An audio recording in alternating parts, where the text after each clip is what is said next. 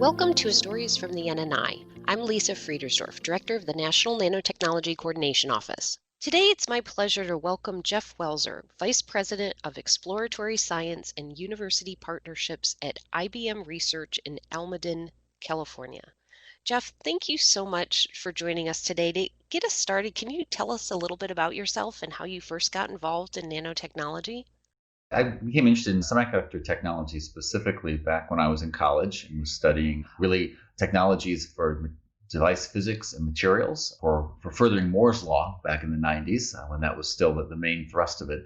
And it was already becoming clear at that point that to really do that well, you needed to be working at the nano scale, that you needed to be down really manipulating atoms and material properties well below the scales of microscopic work. And of course, there's also the time when the National Nanotechnology Initiative was getting launched in the early 2000s. So it was an interesting time just generally as we all began to realize the power of using nano, as it were, for all sorts of technology. So I think that maybe I got to know you in your role as the director of the Nanoelectronics Research Initiative. Can you tell us a little bit about that initiative and what made it unique? Sure, absolutely. And let me just start by saying, that really the technical impetus for why we decided to go and launch this whole venture was really the fact that even in the early 2000s, it was becoming clear that Moore's law scaling, so classical scaling for silicon devices, which really formed the basis for all of our IT infrastructure, was going to slow down. So this kind of extra, every boost we got every 2 years from the next generation node was becoming more and more difficult to achieve just because of the physics that we were reaching. So the idea was that we needed to create some sort of very bold initiative to try to discover, could we find a different type of switch, a different thing we could use beyond the silicon transistor that could continue the kind of scaling and performance that we've seen in the past. And we knew this was going to be a very tall order and was going to actually require a lot of very broad thinking. We realized to really take on this task of trying to find a new type of switch that could replace a silicon transistor would require a very broad effort beyond just what industry or university was likely to do on their own. So we decided to create centers, university centers that would be university-led. We pulled together the right level of expertise across disciplines because we wanted to have people in physics and in material science and in electrical engineering, both at the device level and even the circuit level, and really try to think holistically about how one could create a new device. And in order to do that, we realized we would need funding levels beyond what just industry could probably do on its own. So we approached NNI to talk about how we could form a partnership with some of the agencies that we're also looking right now at nanotechnology, and particularly interested in looking at nanotechnology that could have direct economic impacts if it were successful. And we really formed two main partnerships for what we came to call the Nanoelectronics Research Initiative, or NRI. The original one was with NIST. So we worked with them to put together a partnership where they would invest some funds. We pulled together 6 semiconductor companies, all US-based companies, to also put in funding. And we partnered then uniquely directly with states for each of the centers. And I think that was one of the things that was very unique about the center structure. By having it be geographically based, we were able to talk with the states about the potential impact it could have on their economies if we were in fact able to produce new switch technology or even related technology that could perhaps have spin-offs and other things that might come from it. And they saw the value in that, even though it's very long-term research, and they realized that when investing in it, they could see the value in just building up that ecosystem around their universities. The other thing I think that was really important for making these partnerships work was having much more direct and continuous inputs from industry. So one of the things we built into the partnership was that each company had to have assigned one technical liaison whose full-time job it was to really interact with the centers. In some cases, actually physically might be located at one of the centers, but regardless, they were going to be attending and being a part of the work that goes on in all of the centers. In some cases, they were actually doing research with them. In most cases, they were, though, giving a continuous guidance to them. And I think that continual connection was unique, and actually I felt not only created more progress in many cases, but also helped keep people from going down a path of something that we knew really couldn't solve the problem that we were looking for. And lastly, it meant that even though in the end we never found exactly the perfect switch that we were looking for in the technology, a lot of the work that was going on would lead to incremental improvements in materials or device physics, which could then rapidly be pulled into the companies that were working on the technologies because they were seeing it on a daily basis and not just waiting for the report to come out at the end of the year. The other thing I think maybe that you didn't hit on yet, and I like your thoughts on, is the interaction with the students. Could you just share some thoughts on the student engagement that you witnessed? Sure, absolutely. We often say with almost all the work we do with universities that the students themselves are the most valuable product we get because it's obviously our new workforce coming in, but it's also just the new ideas they're bringing during the research itself. I mean, professors obviously have the expertise from the years of experience, but it's the fresh minds that come in from this new students that oftentimes lead to really interesting experiments we might not have thought to do. One of the things that we did at all of the quarterly and annual events was to have the students themselves do a lot of the presentations. We also, of course, had very clearly linked every student into the projects. All the projects that were being done at the centers were tracked through the SRC, the Semiconductor Research Corporation's website. And they had the specific names of the students that were involved with each of them and their contact info, as well as things like their resumes and their background, of course, publications and things that came out, patents that came out. Tracking all of that really was important to show the ROI to the industry as well, right? So it's not just that we succeed by whether or not we find a new switch, it's are we getting all of this value out as we go along? So having infrastructure to track that was particularly important. And lastly, on the students, I mean, they were then people that we brought in as interns in the summers whenever we could, oftentimes working on the same project they were working on at the university, but now getting a chance to do it in our own labs. In the end, we also tracked very carefully where graduating students went for work. And in general, we found that about 2/3 of them ended up, at least in the semiconductor field. Of those, a large majority end up in the companies or the government agencies that actually were supporting the centers. And that's, of course, exactly what we'd like to see. Do you have any lessons learned or advice you would give to somebody who is setting up this type of public-private partnership?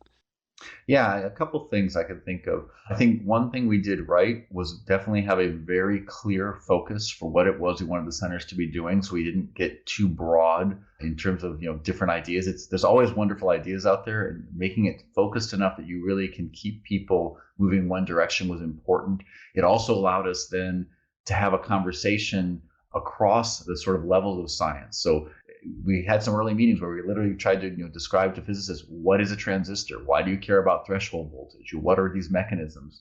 And vice versa, having a physicist explain to device engineers why you can't have a threshold voltage go too low, why it is that there are going to be physical limitations, or if there's some new phenomena that perhaps an engineer can look at that and decide, could you make a switch out of that? I think all of that was really important for creating really a focused set of work that was going to actually make some progress.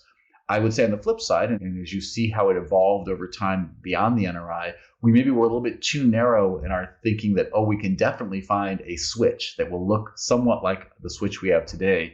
If I look at what the follow-on programs have done beyond NRI, a lot of them now are looking at what if it were a memory device, or what if it's actually more of a circuit construct, or a way of integrating systems a little bit differently.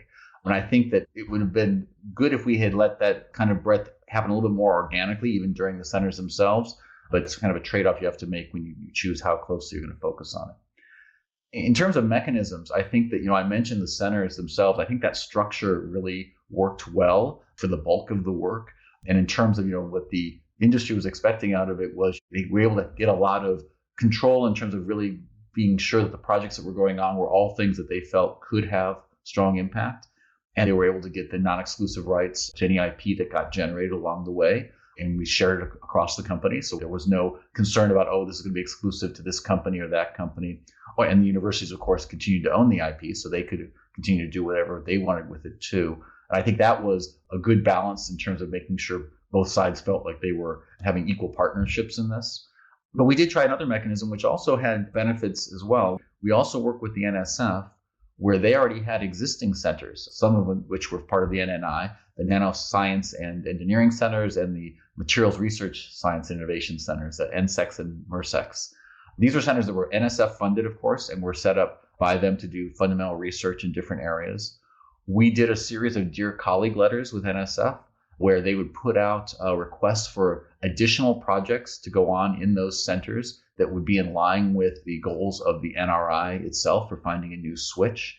Those proposals came in. They were reviewed through a normal NSF process, peer review process. We had some industry members that were on the peer review panels, but they were just equal votes as to all the other panelists who were all, of course, from all other companies as well as from universities. And once those projects were selected, we put in some of our money directly to fund that, as and NSF put in some additional funds to fund those additional projects. In that case, of course, we weren't getting any IP rights, and we weren't getting much control, as it were, over the project itself.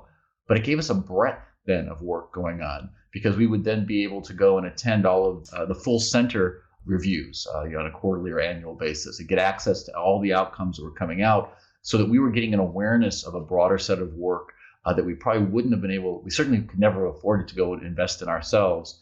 And of course, in many cases, it wasn't necessarily directly relevant to our mission, but it gave us ideas that we could then feed back into the centers, the NRI centers themselves.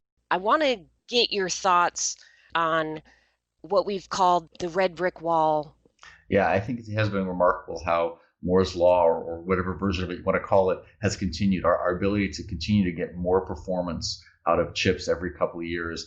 It clearly has slowed down some at this point. And even when we talk about the 10 nanometer node or the 7 nanometer node, the node used to be very clearly linked to exactly the scale of the device structure itself. And we broke that connection many years ago now, so it's not as directly related. But it is still a measure, it turns out, of the extra performance we're seeing. And I think we realize a couple things. One is, you don't necessarily need to just scale the device according to classic scaling laws to get performance. That's not the only way to advance the technology. You can put more devices on maybe by going vertically, for example. We certainly see stacked NAND as a mechanism for getting huge numbers of memory devices on a chip, which we never would have imagined before. And of course, we've gone to new types of device structures like FinFETs and now silicon nanosheet technologies that give us much better electrostatic control of the device than we ever thought we could do. So we found ways to do it that way as well. And then, of course, other things like 3D packaging or mechanisms for utilizing multi-cores more efficiently when you couldn't necessarily get a single core to go faster because of power density concerns. You can run multiple cores in parallel, and finding clever ways to do that, which again gets back to sort of the interdisciplinary nature, in that requires programmers to think differently about how they're going to utilize the chip. If they just don't have one big core that goes fast, but rather lots of smaller cores. So I think we really have found many tricks to keep the overall performance of the chip continuing to improve on a fairly regular basis, even though we couldn't do it the way we used to, or in sort of a straight line fashion. And the last comment I'd make is, I think we were probably always wrong to think of it as a red brick wall. I remember seeing a talk early on that said reaching the limits of scaling isn't like running into a wall. It's like reaching the top of a mountain. When you get to the top of a mountain, you could go further, but you'll just go back down again. And instead, what you actually do is you move around the sides of the mountain to figure out where the best view is and how you best want to utilize your new position. And I think that really is the way we now deal with it. We aren't so worried about, did we go higher up on the mountain or start down the other side? We are optimizing the technology for the actual function we need to get as much performance as we can. So, Jeff, I really enjoyed our conversation today.